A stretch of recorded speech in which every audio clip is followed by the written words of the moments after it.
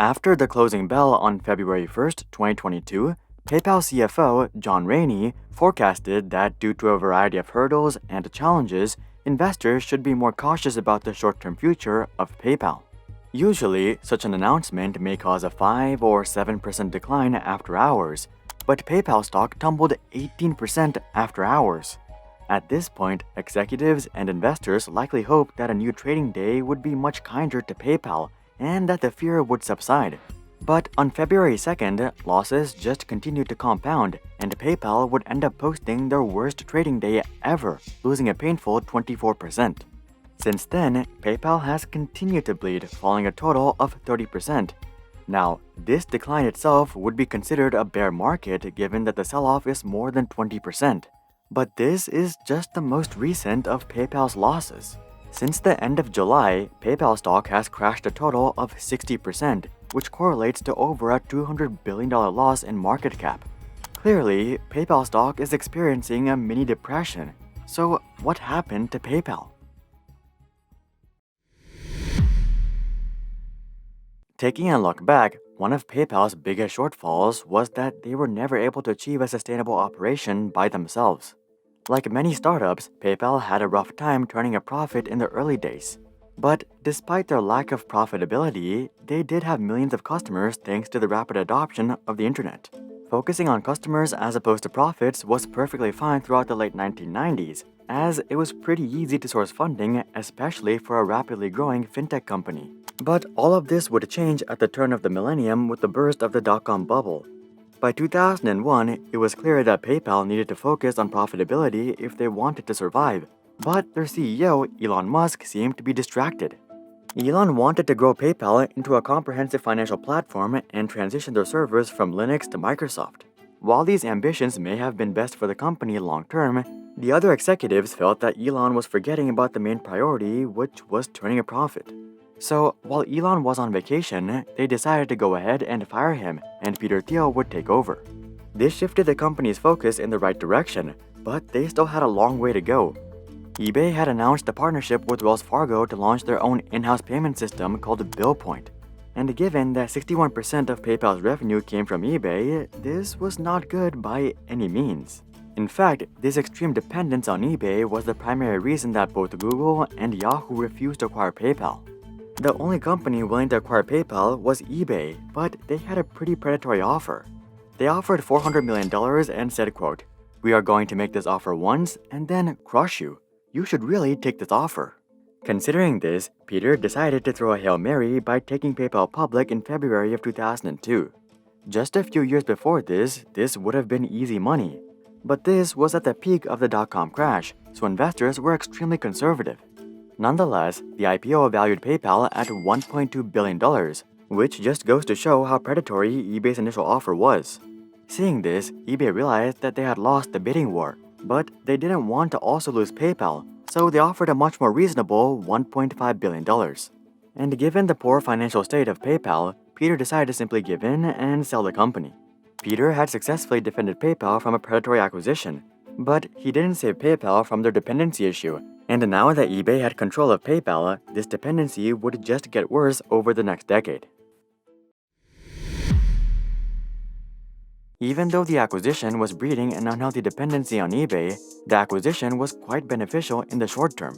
eBay basically eliminated PayPal's profitability issues overnight as they were comfortably able to absorb their losses. Similarly, now that PayPal and eBay were no longer competitors, there were no threats of eBay dropping support for PayPal. So PayPal could just focus on growth once again, and this was relatively simple as well. They basically had the entire eBay marketplace to go after, but at the same time, this heavily limited their potential. A perfect example of this is the explosive rise of Venmo. Venmo wasn't founded till 2009 or over a decade after PayPal, yet they dominate the peer-to-peer market today. In fact, Venmo is so popular that Venmo has become a verb like Google. Another great example of PayPal stagnation was Square. Square was founded in 2009 as a simple financial services company, yet they're worth $60 billion by themselves today. In both of these cases, you would think that PayPal had a massive advantage and that they would have crushed Venmo and Square. But under eBay, that wasn't really possible. Now, this isn't to say that PayPal was doing bad. They were rapidly growing in eBay's bubble, surpassing 100 million active users in 2011. So, PayPal's stagnation was more of a lack of expansion as opposed to a lack of growth in their own niche. Such expansion efforts were the key to evolving into a diversified financial services business, but instead, PayPal was stuck under the golden chains of eBay. But PayPal wasn't the only one that was being hindered by the other. You see, it wasn't that beneficial for eBay to keep PayPal around either, because there wasn't much synergy between the two companies. Sure, PayPal gave eBay control over payments on the platform, but to get this control, eBay had to support PayPal in their non-eBay related business endeavors as well. In 2013, for example, PayPal realized that they were losing in the peer-to-peer market, so they decided to acquire Braintree or Venmo for $800 million. This was a great acquisition for PayPal, but guess who had to pay the bill? Now, it's not like eBay didn't want PayPal to succeed, it's just that they didn't have very much in common. For a partnership to work, you need to be able to share resources and minimize costs. For example, Facebook already had a bunch of app developers and social media experts on board when they bought Instagram, so the companies could easily share resources. But it's not like eBay just had a bunch of financial analysts and credit card experts laying around. So from eBay's perspective, it felt like they had the burden of running a whole other company when all they wanted was an integrated payment platform. And with time, it became more and more clear that it was best for both companies if the duo split ways. In late 2014, eBay announced that they would be spinning off PayPal into their own business once again.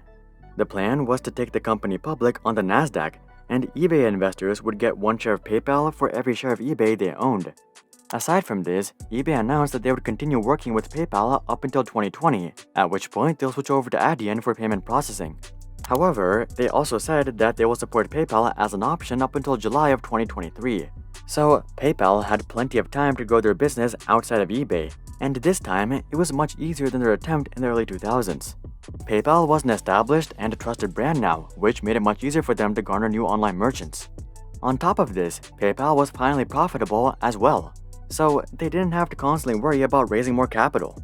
Instead, they could use their profits to buy out other companies, and that's exactly what they did. Since 2016, PayPal has completed a total of 12 acquisitions, with the most famous ones being iZettle and Honey. It wasn't all smooth though. Right before PayPal broke off from eBay in mid-2015, their draft terms of service got leaked, and one portion of their TOS especially caught people's attention. The TOS outlined that PayPal had the right to robocall and auto-text users at will, and if customers didn't agree to this, they were forced to shut down their accounts.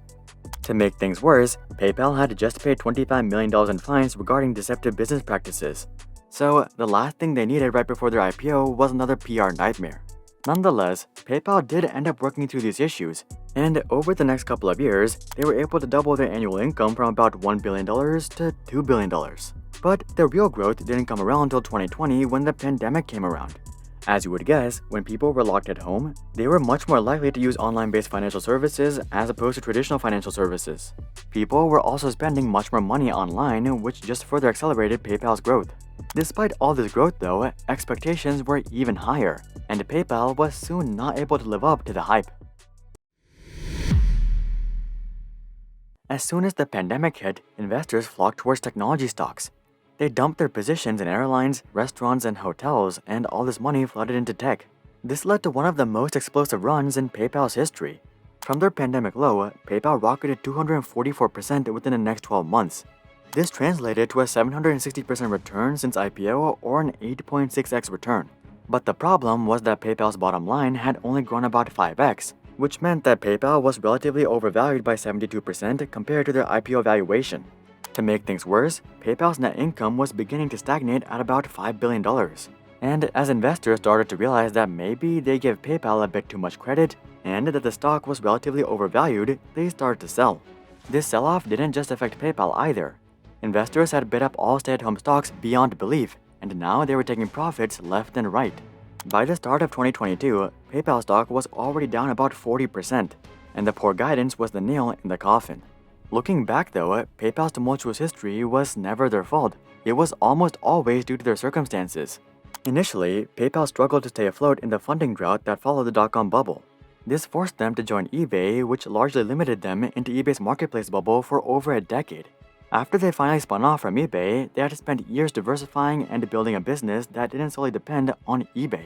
And just as they escaped eBay's golden chains, they got caught up in the tech run-up that followed the COVID crash. But despite all these setbacks and hurdles, one thing that has remained constant is PayPal's resilience, and I don't think that's changed. In fact, I think a lot of investors are sleeping on PayPal right now. Just a couple of months ago, PayPal announced that Amazon would start accepting Venmo in 2022. Now, personally, I don't think anybody should be using Venmo to pay for goods on Amazon when they could be earning cashback or rewards using credit cards. But regardless of what I think or what is the smartest financial decision, I'm sure there's going to be loads of people using Venmo on Amazon. And even if PayPal only captures a couple of percent of Amazon's marketplace, we're talking about tens of billions of dollars worth of transactions every year. On top of this, I think it's highly likely that people who got used to PayPal services during the pandemic will just continue to use their services more after the pandemic, whenever that is. So I think it's just a matter of time until PayPal switches this year or two of stagnation into a decade of growth. But that's just what I think, and it's not financial advice. Do you guys use PayPal? And if so, what do you use it for? Comment that down below. Also, drop a like if you think PayPal's recovery is inevitable. And of course, consider checking out our international channels to watch our videos in other languages, and consider subscribing to see more questions logically answered. But until then, I'm Hari, and I'll see you guys on the next one.